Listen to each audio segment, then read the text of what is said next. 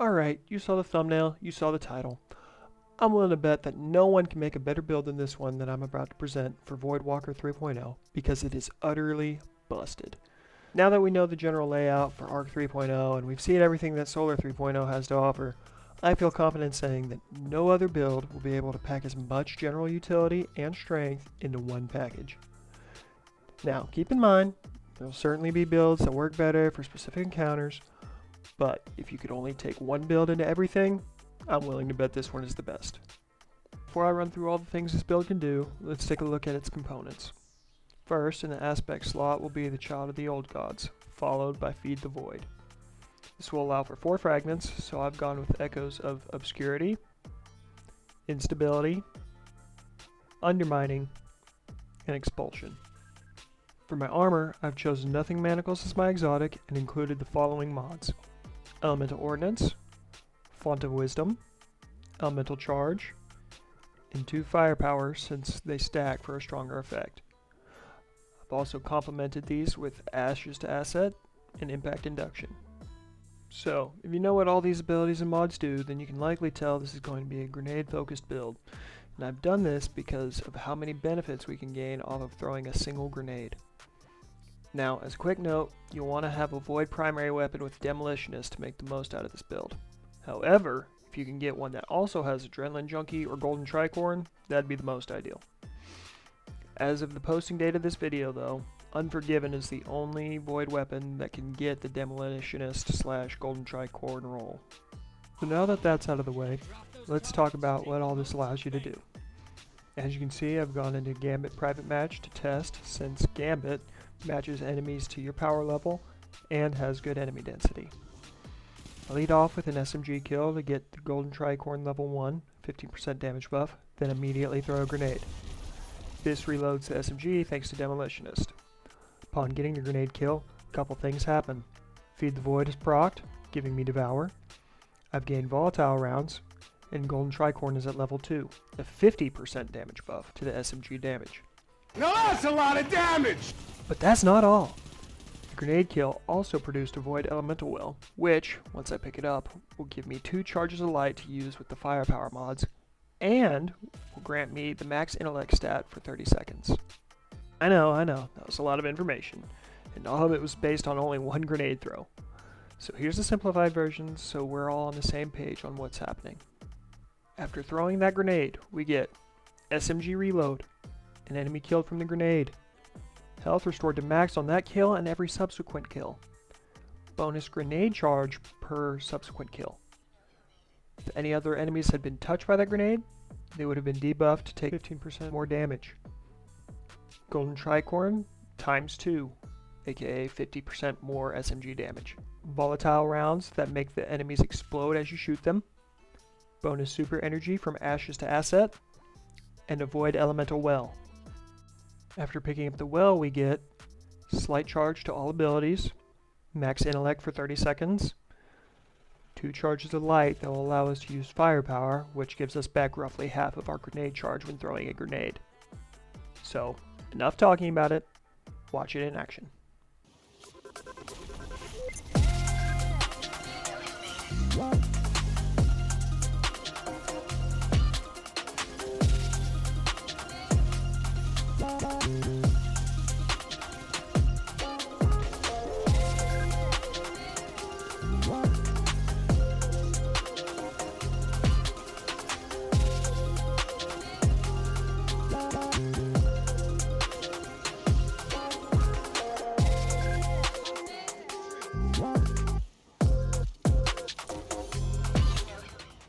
Oh yeah, and now we get invisibility on finishers. Can't tell you how many times things have gotten a little too spicy or a teammate needs to be revived, and having invisibility has saved my tail. It's not long invisibility, but it's just long enough to get you out of tough situations, and that's what I love about it. Something I haven't put much emphasis on is that Echo of Undermining allows grenades to cause the weaken effect, making enemies take 15% more damage from all sources. You'll see me throw a grenade at a larger enemy several times in this gameplay just to get this damage bonus on them. That said, this makes Nothing Manacles an important part of the build because they allow second grenade to be charging while you fight. This, in turn, means you can throw a grenade that you know won't result in a kill without losing the momentum of the build. Since we're already talking about the weaken debuff, it's about time we discussed what the Child of the Old Gods is doing here. If you saw my Void 3.0 speculation video, you'll know why I think so highly of this aspect.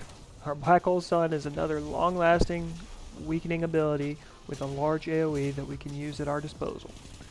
Aside from being a useful tool for locking down an area, the Child is great when combining it with the Empowering Rift for DPS. Now, I hear you saying, "Empowering Rift? I can't live without my Healing Rift." But I'm here to tell you that with this build, you can. Devour already covers a great deal of your health needs, and even when it doesn't, using the Empowering Rift with Child of the Old Gods means that any time the Child is connected to enemies, it's granting you health regen. So this means you can still gain health even if you aren't staying in your Rift. But the real reason you want to be running Child with Empowering Rift is because the math behind it. Buffs and debuffs stack in this game, so you can take the 20% damage buff from the Rift, plus the 15% damage debuff on the enemy from the Child, and get a total weapon damage bonus of 38%. Now, to put that into perspective, the Well of Radiance and Ward of Dawn supers only provide a 25% weapon damage increase. And if that neutral game power doesn't impress you, I don't know what will. While we're on the topic of supers, I'll talk about what I generally use mine for. I tend to use the Noble Bomb as a pocketable delete key. Big group of enemies, Noble Bomb. Big single enemy, Noble Bomb. Time for DPS, let's start that off with a Noble Bomb. Even though Noble Bomb is one bit of a one-trick pony, it does do the trick really well, and it's a welcome addition to the kit.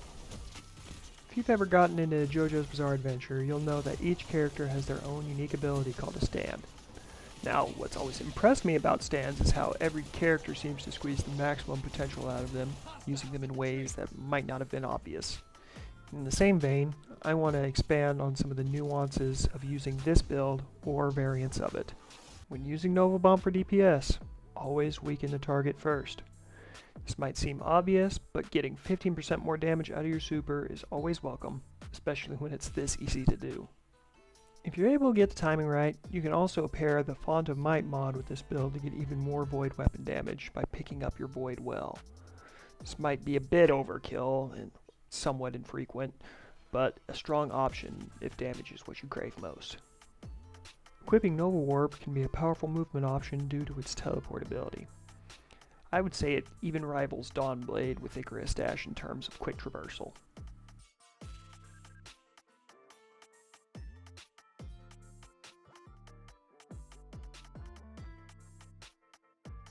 Finally, it's been announced that Blink will be enhanced with the upcoming Arc 3.0 changes. Hopefully this means you won't have to equip an exotic just to jump as high as everyone else while you're running Blink. With all that being said, I hope you enjoyed the video. And if you think you have a build that's stronger than this, please let me know in the comments or by directing me to another video. To be clear, I'm defining a strong build as one being able to do as many useful things as well and as easily as possible. For example, I know Star Eater Scales plus Radiance plus Golden Gun would do way more damage than Weakening plus Nova Bomb, but it's way harder to set up and thus has less claim to strength, especially since the class like that wouldn't be able to match the rest of my Void build. I won't be counting anything that relies on seasonal mods, seeing as they're only available for a limited time and thus are deliberately overtuned. At this time, I'd like to shout out the CourtProjects Spreadsheet for helping me keep my damage info straight, LightGG for helping me find weapon rolls, and Dim for helping me organize this build in the first place. Links to all three will be in the description. Thanks again for watching. This is Hooded Figure, fading out.